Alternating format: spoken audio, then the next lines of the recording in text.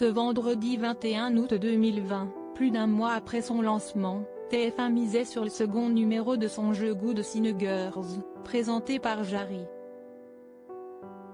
6 célébrités ont tenté de découvrir les vrais chanteurs.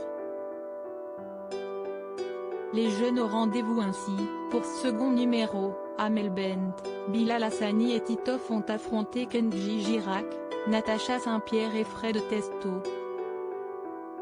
Au fur et à mesure des 5 manches, ces deux équipes ont découvert des indices pour les guider dans leur choix. Côté audience, ce second numéro a enjoué 70 millions de mélomanes, représentant une part de marché de 16,3%.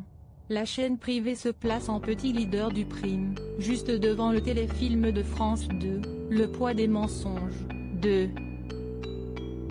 60 millions de fidèles et 14,2% de part de marché. Good Sinners a permis de largement dominer auprès des cibles essentielles.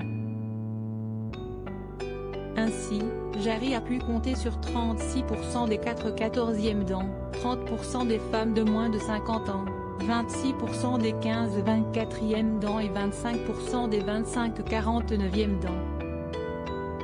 Une baisse d'audience cependant, l'émission enregistre des performances à la baisse par rapport à son lancement, le 17 juillet dernier, qui avait été suivi par 3,18 millions de Français, représentant ainsi une part de marché s'élevant à 18,2% entre 21h15 et 23h20, 40% des 4/14e dents, 32% des 15/24e dents, 30% des femmes de moins de 50 ans et 26% des 25/49e dents. Pour rappel, Jarry avait pu compter sur les enquêtes de Chris Mark, Cartman, Amir, Titoff et Julie Zenati. Dès le vendredi 28 août prochain, à 21h05, TF1 misera sur la nouvelle saison de son jeu d'aventure, Koh-Lanta, présenté par Denis Brognard. Intitulé Les 4 terres, les candidats seront divisés pour la première fois de l'histoire du format en 4 équipes.